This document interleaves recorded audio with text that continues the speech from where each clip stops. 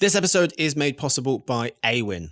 2/3 of digital ad spend currently flows to the three big tech platforms, Google, Meta, and Amazon. But their auction-based ad models favor their own bottom line and inflate costs at a time when every single marketing dollar counts. Awin's affiliate partnerships platform offers a real alternative to big tech and puts you back in control of your ad spend. Want to find out how? Visit awin.com/emarketer to learn more. Hello, everyone, and thanks for hanging out with us for the Behind the Numbers weekly listen, an eMarketer podcast made possible by Awin. This is the Friday show that thinks that Utah is Colorado and vice versa. I'm your host, Marcus Johnson. In today's show, are YouTube Shorts cannibalizing long-form content? They're calling it cannibalization because they haven't quite figured out, or they're not quite sure if this way of engaging with their users and viewers is going to allow them to generate as many advertising dollars as with the long form. Will Instagram and Facebook users in Europe be able to pay to avoid ads? This is a flex, I think. There's a lot of different regulation coming in, and the big tech players have to do something, or at least be seen to be doing something. How is Netflix's password crackdown getting on? They're going on to some of those cheaper options, and those cheaper options are actually generating in more revenue and are being more profitable than that of some of the premium or what used to be the basic tier of Netflix. Is multiple ads in one a good idea? The Digital Services Act arrives, and I have some facts about roads.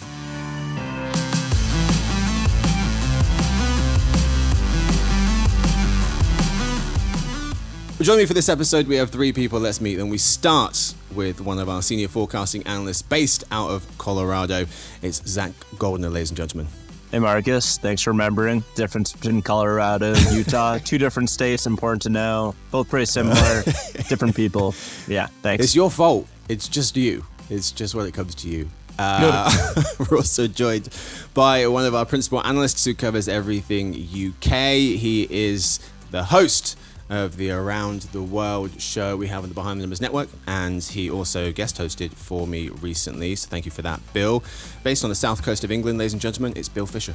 Hey Marcus. Hello there. The south coast is a bit more general Than what? than a state. Oh, yeah. City. Yeah, I know. I should just say in the middle.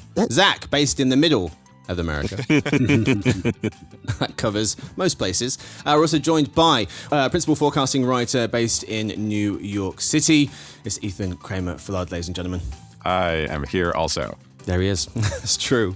What do we have in store for you? We'll talk about short form video versus the long form kind in the story of the week. Then we move to the game of the week, where our contestants will try to win a very made up championship belt. And finally, we have dinner party data. We talk about random trivia. Let's get to it. We start, of course, with the story of the week.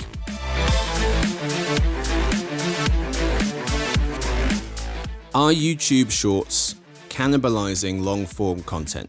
So YouTube Shorts are the tiny videos that you can click on YouTube. This is a question asked by Ashley King of Digital Music News. She writes that according to a new report from the Financial Times, citing senior staff, many are worried that Shorts, YouTube Shorts videos, are cannibalizing its core business, the longer ones. Gents, is it? Apparently it is, because this is the information that has leaked internally. They refer to it as such to put a negative spin on it. I mean, the word cannibalization suggests that something is going wrong here or something to be concerned about. You know, had it not been phrased that way, another way to say it would be to say that shorts have become successful, which we thought is what they wanted. So much like Reels on Instagram is now taking up more and more of people's time, Shorts on YouTube is taking up more and more of people's time. That's what they wanted. It's working. And anyone who uses YouTube probably has a similar experience. It's kind of like what happened on Instagram. You just see them everywhere now. And sometimes you end up watching them, and maybe you end up watching a bunch, and you're doing that instead of whatever it is you otherwise would have done. They're calling it cannibalization because they haven't quite figured out, or they're not quite sure if this way of engaging with their users and viewers is going to allow them to generate as many advertising dollars as with the long form. Mm-hmm. So this is sort of on them. I mean, you head down a certain path, the TikTok path, like everybody else, and then you get there. And then if you haven't figured out how to monetize that, that's on you. I mean, but otherwise, YouTube itself seems to be doing fine. Everyone's there more than ever, and they're having a good time. And now it's sort of incumbent on YouTube and these other platforms to make sure they can monetize this new engagement in the same way that they were before. Yeah, similar to Ethan's point, YouTube Shorts doesn't monetize at the same rate as YouTube's long-form content. Same issue that Instagram's having and with Reels. However, short video is what's in and what's popular. And just because Shorts isn't generating as much revenue, it is bringing users towards long-form content. So it's up to the creators to create content on Shorts that drive traffic to their longer-form content. And I don't know whether or not YouTube Shorts is going to succeed, but short video is what is in and what's popular. The truth of the matter is that advertisers and content creators have to learn how to use this tool to help better leverage their longer form content and get people into their main channels so they can help bring in larger audiences. Mm. Is YouTube its own worst enemy here? Because is it jack of all trades? Is that a phrase that you guys understand stateside? Yeah. Yes. Yeah. Because, YouTube sits in this longer form field area and it's trying to get into short form. But then you look at its competition and its competitors sit squarely in one or the other, right? So to your point, Ethan, cannibalization is its own problem. It's self-harm in a way. I don't know.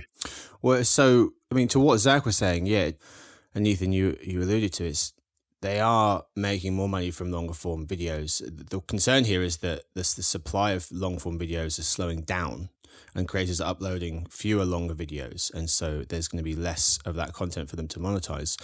And yeah, this is part of the concern, I think, is that if you do one thing really, really well, it's fine. But then when other people are doing things different to you and that's taking users' attention, you either adapt and do something similar, or you stick with what you were doing and hope that users don't completely disappear. And so what I mean by that is, so YouTube's under attack from the long side form of things as well.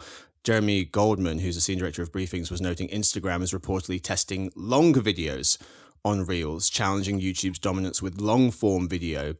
And developer Alessandra Paluzzi saying Instagram is considering extending Reels to 10 minutes, a sizable increase from the current 90-second limit. Verified YouTube accounts can upload videos up to 12 hours, unverified ones capped at 15 minutes. And so social media platforms continue to imitate each other.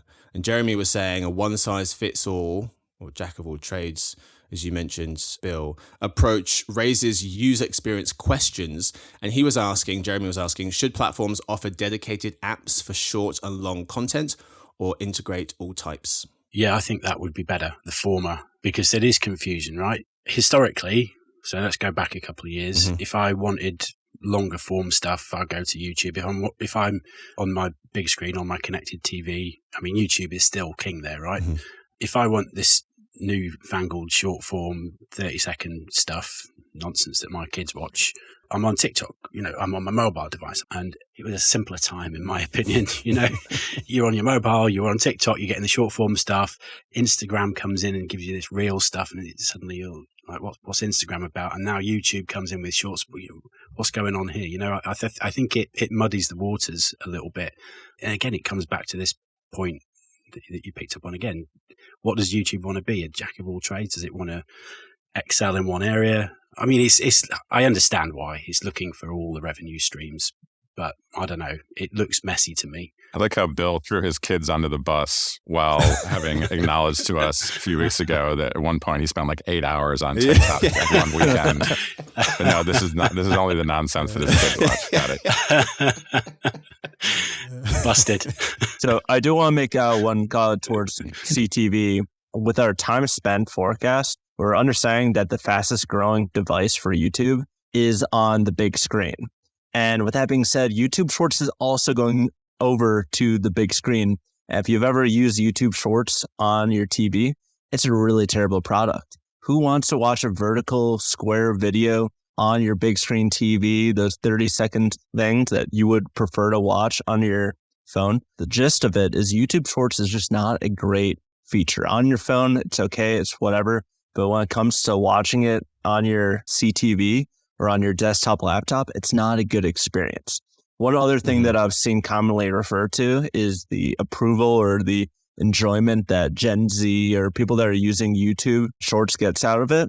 And it constantly ranks below that of Reels and TikTok. So people aren't necessarily enjoying the app, and the experience that they're getting on connected TVs and desktop laptops are even worse than that on their mobile. Yeah, YouTube might need to pull it out into a separate part of the app.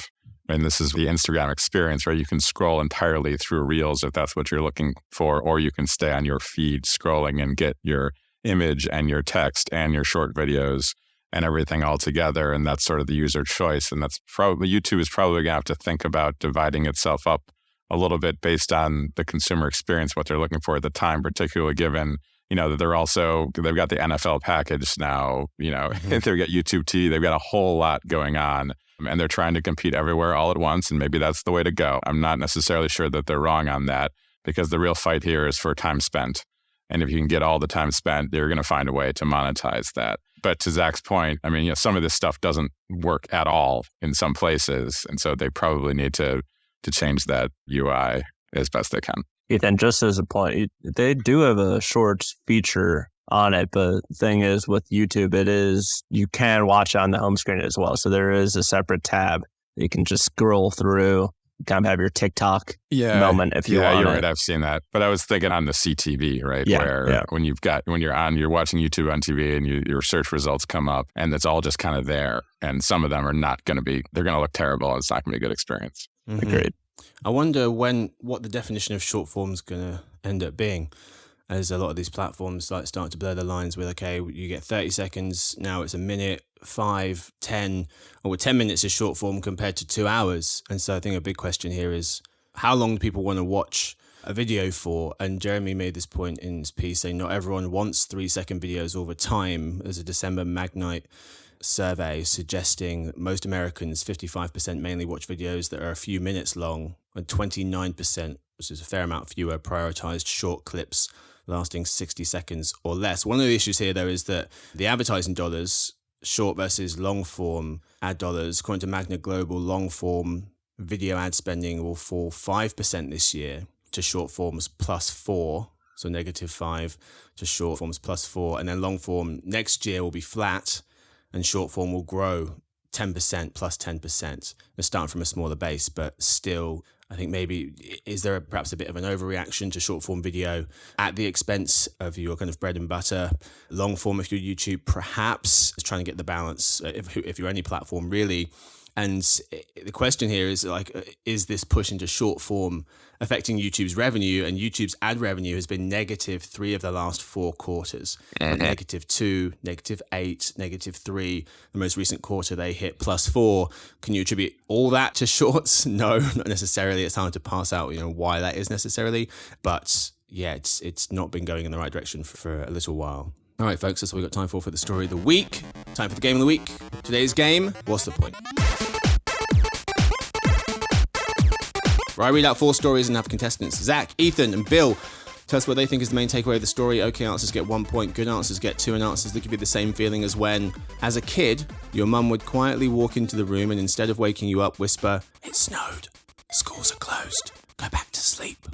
That's a good feeling. You can't get that feeling anymore, though, because... Can't get that feeling in England, no. Be homeschooled. Yeah. Your mum's like, it rained again. Get up. You're still going in. Remote school day. That's what it means. There's no school cancellations anymore. They just transition you back to remote for that day. It's just they're never getting a day off ever again. There was one comment on the internet that said, after they read that, they said, "I literally just got a tear in my eye. I'm never going to feel that again. Damn adulthood. It's BS." Well, anyway, yeah, answers that leave you with snow day feelings that we used to have. No more. They'll give you 3 points. Each person gets 20 seconds to answer before they hear this. If you run long, it's a yellow card, and -2 points, 2 yellows gets you a red, and a sending off. Whoever has the most points wins, gets the last word. Let's play.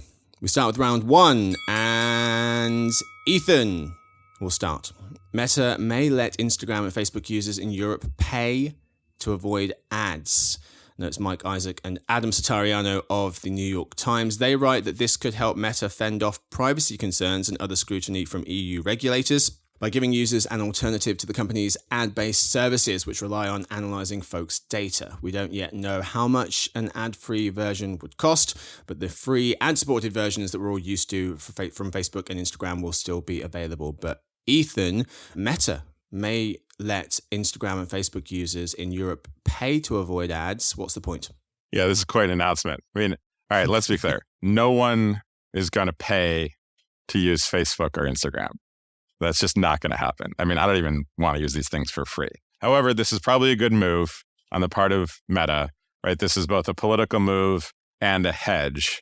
The political part is to present this option to European Union regulators to demonstrate that all those hundreds of millions of EU citizens that, the regulators act as if we're being forced into, giving up their data, do have an alternative option and could choose this route, even though we know they're not going to. And then the hedging part is just in case the regulatory onslaught does just continue and continue and continue and continue to the point where Meta is really, and the others are facing an existential threat to their ability to continue to exist and the revenue model isn't going to exist, then having this kind of option in place might actually be a good idea if it comes down to it, where eventually the only way you can continue to use their services is by paying. But for now, no, this is just sort of a show. Marcus, can I refute Ethan's point here? Oh, please. So you say that no one would pay for Instagram or Facebook paid for alternative, but think about Twitter Blue or Snapchat Plus. Yeah, they don't have big user bases, but they are bringing in incremental revenue. And this would just bring in alternatives for people that are seeking it. So if people are ever wondering why Facebook and Instagram are free, well, they're not just doing it out of the kindness of their hearts, but rather they're making a lot of money off of it. In the US, if we were to look at unduplicated Facebook and Instagram users, Meta is bringing in roughly $250 per head. In the EU, that's a lot lower, but you're still looking at roughly, let's say, $100 per person in an annual year. If you were to come out to a monthly subscription, this would be roughly like $10 a day. The question is, maybe I wouldn't pay for it for what was already a free platform, but others would. And I think it'll be a great test for Meta to see how many people in the EU may adopt this. And if it works out for them, of seeing in what other markets may follow suit if tougher legislation like that's occurring in the EU occurs in these other markets. I love how Zach's like, screw your game of the week, Marcus. This is a debate now. Bill, these Americans, they love a competition, don't they? You're up. Yeah, I don't want to get in the middle of this fight. Football season. The blood is flowing for us. Maybe I'll sit on the fence.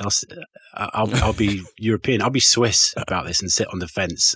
Look, sure, a few people might pay for it. I don't think many people will, but a few people might, to Zach's point. But I do also agree with Ethan that this is a flex. I think there's a lot of different regulation coming in, and the big tech players have to do something, or at least be seen to be doing something. I mean, the idea of this for Meta would be gets rid of this headache, right? If it's just making money from subscriptions, doesn't have to serve ads, then all those issues around data collection, data transfer, as they relate to GDPR and the DSP that we're going to talk about in a moment, goes away. But not everyone will pay anyway. There will always be some people who won't, the vast majority, in my opinion, or none, in Ethan's opinion. So the headache still remains. They're still going to have to comply with certain rules. So I hadn't really thought about Zach's point too much. Potentially, it's a good test, but I'm not so sure. I'll be happy to be proved wrong, though. So I'll just throw out that, first of all, I think an incredibly small amount of people are actually paying Twitter for that check mark to the point where they were actually giving them away free. And even though Snapchat has had slightly more success, what they're doing is they're providing benefits, right? You're paying for something extra.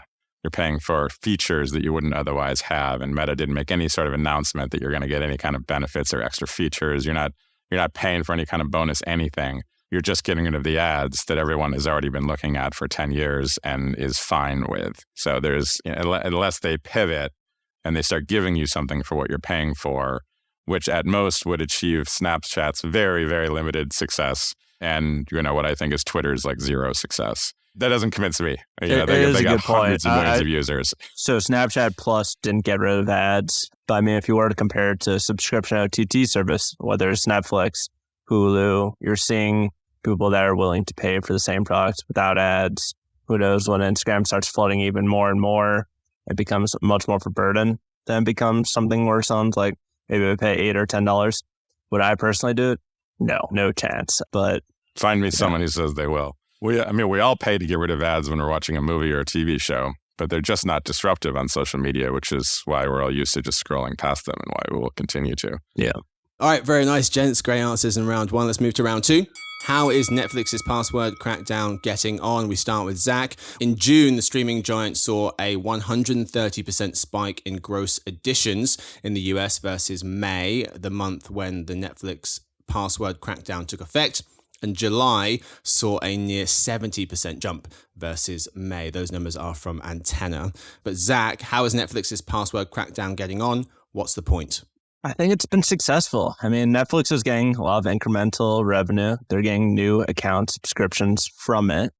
And I think it's hard to think that things are going wrong once you're getting more revenue, more account signups. With that being said, Netflix still has a lot more to do. It can go tougher on the Netflix password crackdown, which I may not enjoy myself. But what it's doing is having more people sign on to some of those cheaper tiers. Like I mentioned in my previous answer, alternatives are great. The Anything But Ads ex-CEO Reed Hastings even admitted that their ad-supported tier was being really successful. And a lot of those people that are getting cut off of either their family's account or their ex-girlfriend's account, they're going on to some of those cheaper options.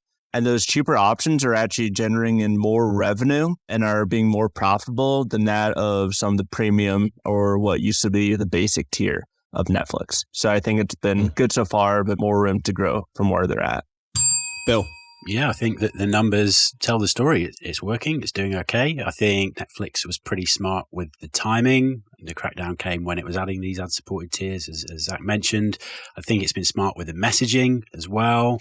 You know, we notice you're in a different location. Do you want to be put on as an extra subscriber to this plan, that kind of thing? And I think also quality content always wins out. There's enough of it on Netflix to keep customers interested and to get new customers on board. So yeah, so far a success. More to go, but a success so far. Ethan? Yeah, I think that actually the last thing Bill said is the real point right now, because we probably already knew that the password crackdown was a success. That was evident from their first results. What's interesting now is that there's no real way to know how many people are out there that lost access to Netflix and are still kind of stewing about it. This addressable market is a bit of a mystery, and it seems like there's still more to go.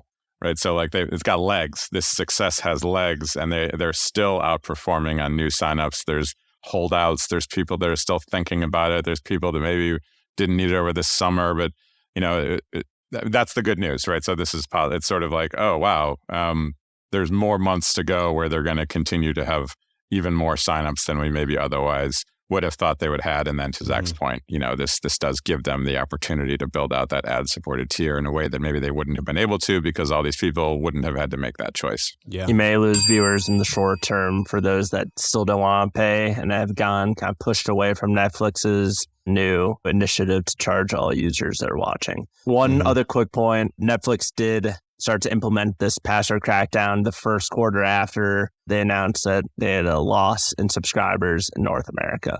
So it has been successful in regaining some new accounts. Good point.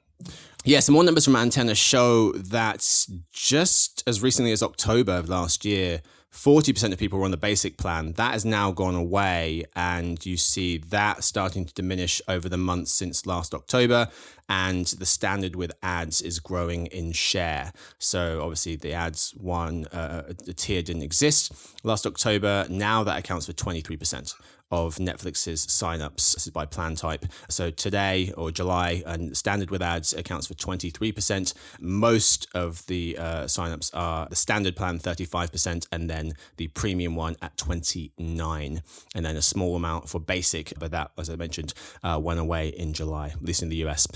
Halfway mark, all tied on 5. Let's move to round 3. We start with Bill. Is multiple ads in one a good idea? Instagram is testing a fresh ad style for Reels featuring a multi-advertiser display that showcases related brands on a single screen between posts, writes Senior Director of Briefings Jeremy Goldman. He explains that after engaging with one ad, users are presented with more promotions below the initial post featuring related ads based on their interests. But Bill, multiple ads in one, is it a good idea? What's the point? Looking at this from a couple of angles, so the advertiser side and the Meta or Instagram side. First, there's immediately a bump in available inventory, so that's good for both sides, particularly for Meta. It affects their bottom line. In theory, your ad is going to be highly relevant, as you mentioned. That's good for advertisers.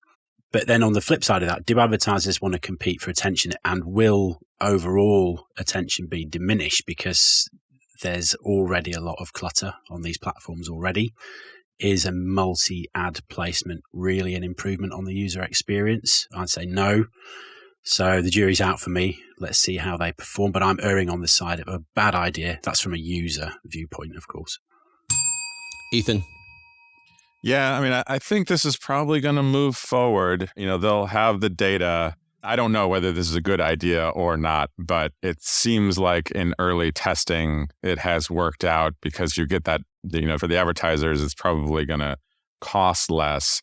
And it might not be as ridiculous an idea as we think, because it's not that unusual to have competing ads next to each other throughout all of history, right? Think about a catalog experience where if you're looking for a particular kind of product, their algorithm knows that you're the type of person who's in the market for X, and you see 3 choices in front of you instead of 1. I mean, that's what it used to be like to flip through something. So, you know, if you're the marketer, yes, your competitor is right next to each other, but you're all paying less.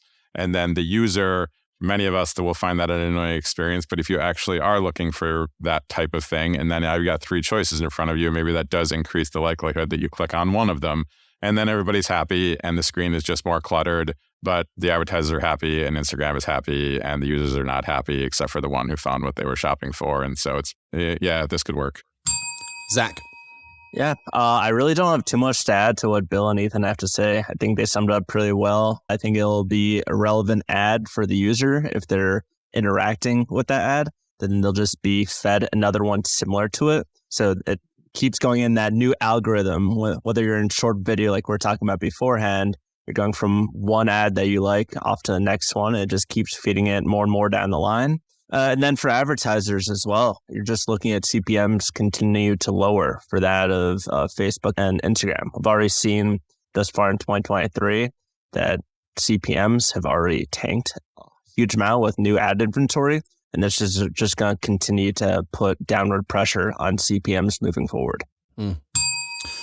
Gents, heck of a game. All tied up on 7 heading into round 4. We start with Ethan. I forgot we were keeping track of the score. We are, yeah. I don't know why I bother. Shit. Just to pretend to make it exciting. No one really cares. Round 4. The EU's Digital Services Act, the DSA, is here. So what? Emma Roth of The Verge notes that the DSA just went into effect at the end of August, and now tech giants, think Google, Facebook, Amazon, and more, must comply with sweeping legislation that does a number of things. I'll give you a couple. A, holds online platforms legally accountable for the content posted to them. B, bans targeted ads based on a person's sexual orientation, religion, ethnicity, or politics. C, puts restrictions on targeting ads to kids. D, requires online platforms to provide more transparency on how their algorithms work, and more things as well. This legislation only applies to very large online platforms, search engines, aka those with over 45 million monthly users in the EU. There are about 19 platforms, search engines that would qualify according to that definition. If platforms don't comply with the DSA's rules, they get fined up to 6% of their global revenue. A serial offender could result in a temporary suspension in the EU. But Ethan, the DSA is here. What's the point? Point of this story in particular, although, you know, we're in the middle of this unending deluge of regulatory assaults on American tech companies and platform companies. Not that I'm suggesting that these laws are necessarily a bad idea. They all actually sound extremely reasonable, and they might be, you know, paving the path for many other countries to emulate, and maybe they should be. But nonetheless, what stands out from this latest iteration, the DSA, is their designation of the 19 companies that qualify to be regulated because they have 45 million or more monthly users in the EU. And among the list of 19, there were only 2 European companies, and there were 2 Chinese, and all the rest are American. Right? So this is the sort of this is the business environment that EU regulators are confronted with. And it also gives them a certain freedom, because as they initiate these crackdowns that all of our Silicon Valley companies are complaining and whining and screaming about, and Seattle companies, et cetera, for the Europeans, it's like, well, this is all just a bunch of American companies, and we're going to make life difficult for them to make life better for our own citizens. And no one is really likely to stand in the way of that. Zach? Yeah, I think that this is a win for the consumer and for the privacy advocates as well.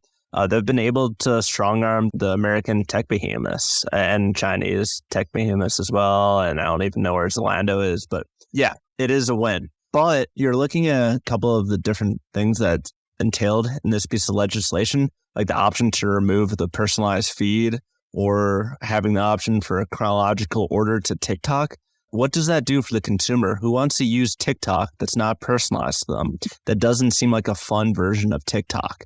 But regardless, this piece is a huge win for consumers. It's holding companies accountable for transparency and what's going behind the algorithm. So long term, I do think that this is a win for consumers and enacting more privacy and holding them accountable. And if a platform doesn't comply with these pieces of legislation, it could result in a temporary suspension, which I think is huge. It's no longer just a slap on the wrist or a fine, but maybe taking it off the platforms for a little bit of time.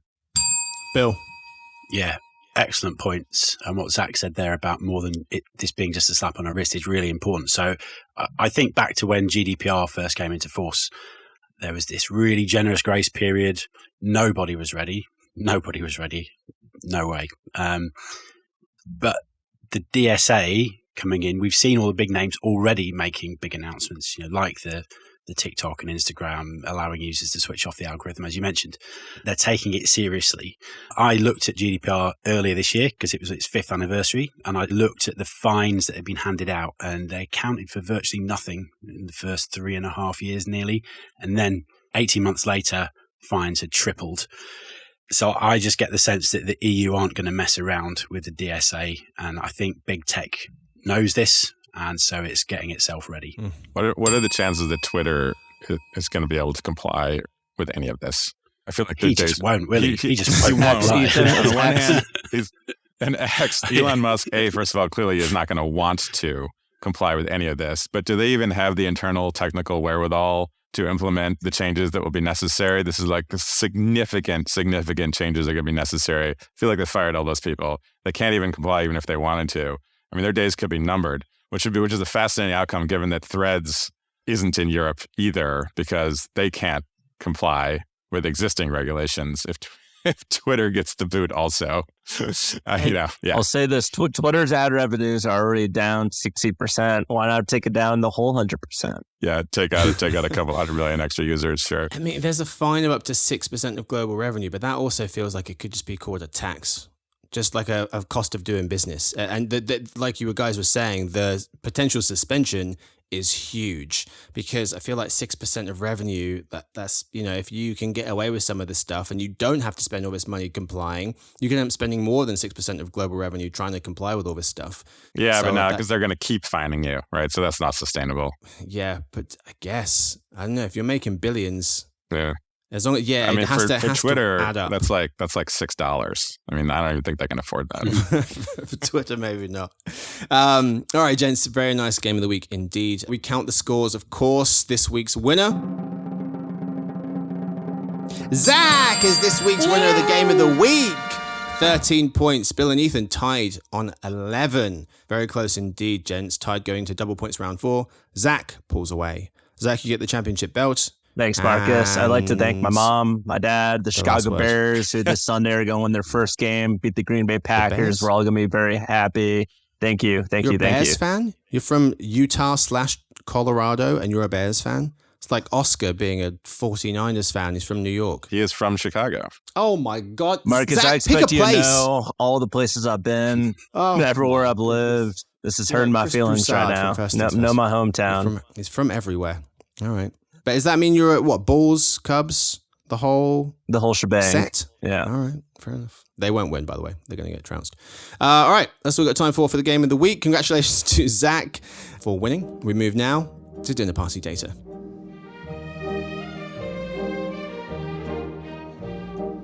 This is the part of the show where we tell you about the most interesting thing we've learned this week.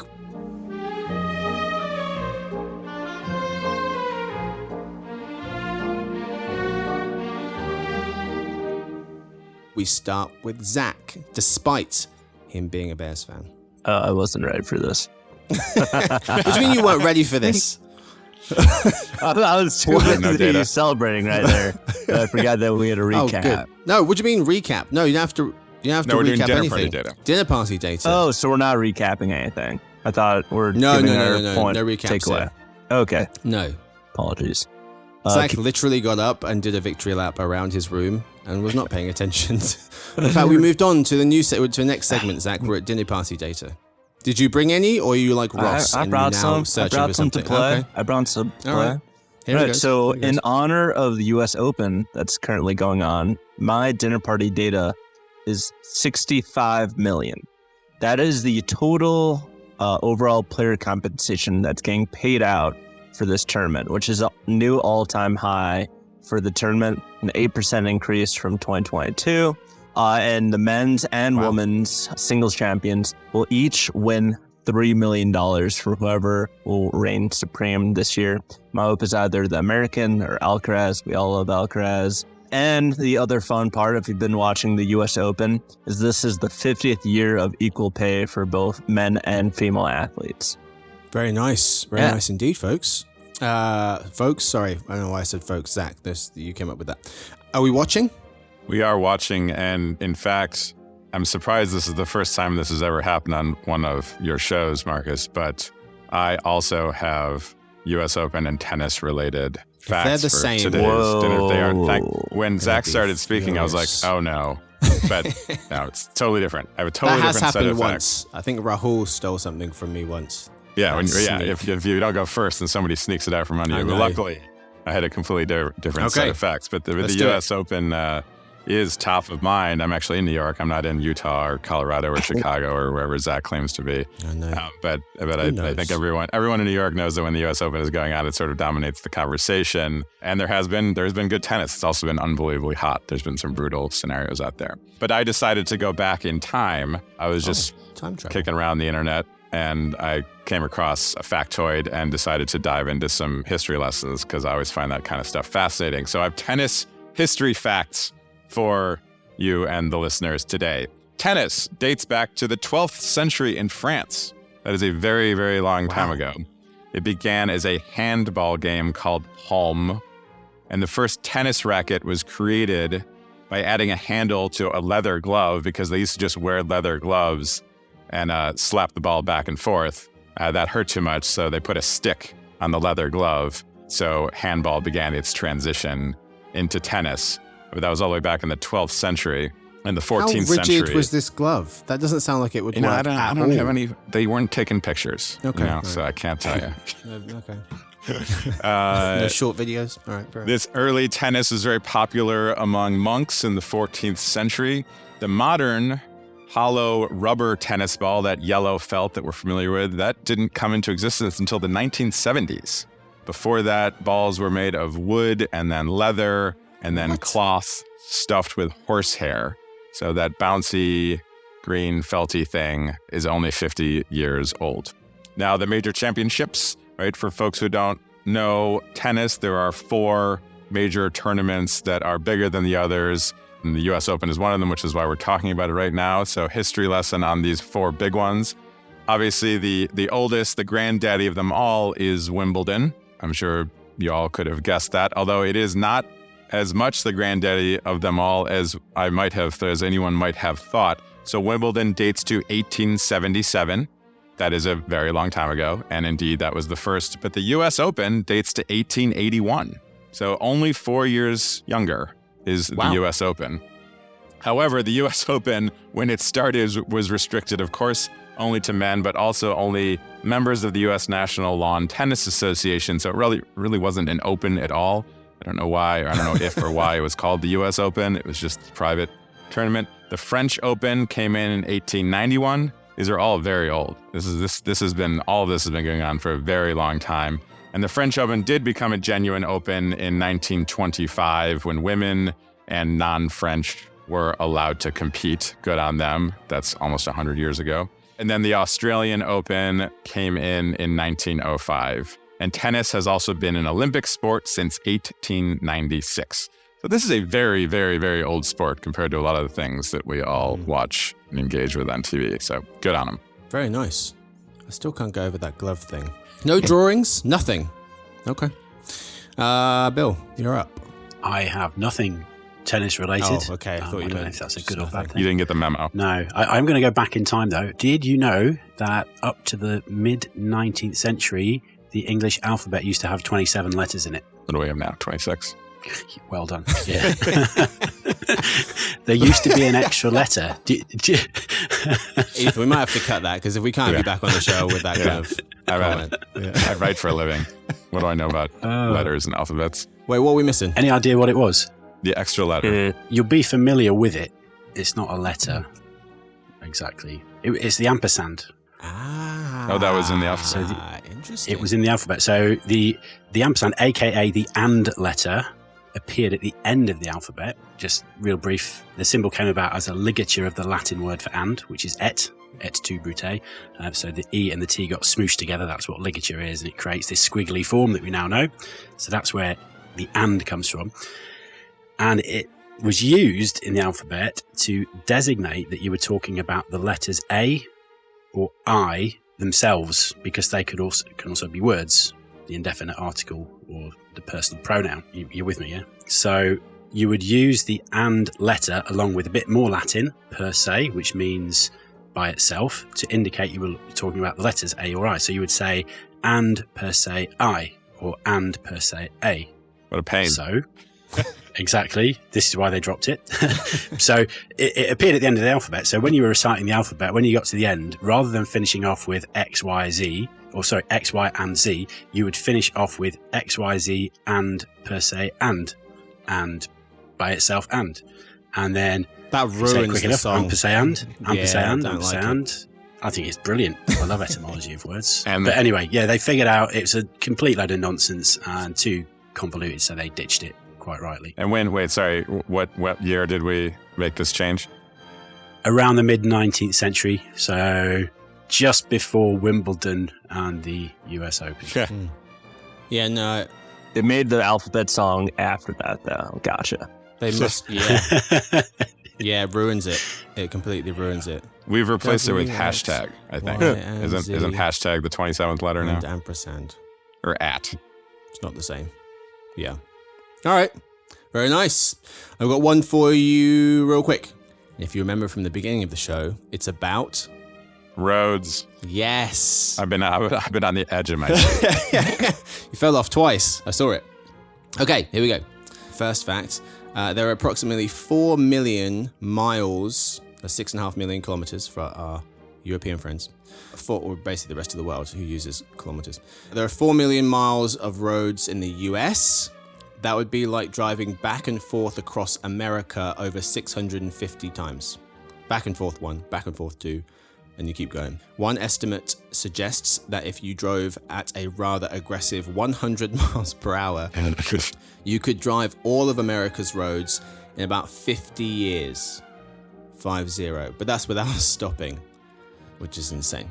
Also, what's the difference between a highway, a freeway, and an interstate? One of them's pretty obvious, but do you guys know the difference between a highway and a freeway? No one probably knows because no one really cares. No. But I've got I went and found out. So a highway has some intersections while others have on-off ramps, whereas a freeway is only accessed using on-off ramps. They accommodate a large volume of traffic and typically have higher speed limits. So freeways are typically, the short version is they're the bigger ones. Highways are the smaller ones. An interstate is very self-explanatory. It goes interstate. The interstate system was developed in 1956 and accounts for just 1% of American roads, the interstate system, but 25% of all traffic. North and south running interstates have odd numbers, and even numbered interstates run east to west. They also go in order as well. And the longest interstate, anyone? Bill, you should really know this. 66. It is 90. Interstate 90, I-90. Oh, that goes through my hometown. It runs through all of Zach's hometowns and Ethan's too. So it's an east-west transcontinental freeway, the longest interstate highway in the US at 3,021 miles, nearly 5,000 kilometers. It goes all the way from Seattle to Boston. And mainly through Syracuse. Predominantly, yes. Yeah. Pretty good, right? And you thought they weren't going to be interesting. It was worth the wait. They're okay. That's what we've got time for this episode. Thank you so much to my guests. Thank you to Ethan. Thank you. Of course, thank you to Bill. It was a pleasure. Thank you to this week's winner of the Game of the Week, Zach. Thanks, Marcus. Thank you to Victoria, who edits the show, James, who copy edits it, and Stuart, who runs the team. Thanks to Stephanie and Bill, again, for guest hosting recently. And thanks to everyone for listening in. You can head to BehindTheNumbers_podcast on Instagram for all the behind-the-scenes content you can possibly want. Outtakes, photos, and more. We'll see you guys on Monday for the Behind the Numbers Daily, an e-marketer podcast made possible by Awin. Happy weekends.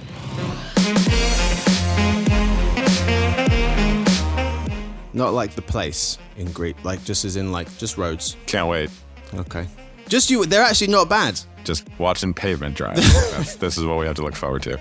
Better than Ethan's weather facts, I'll say that. You can already tell.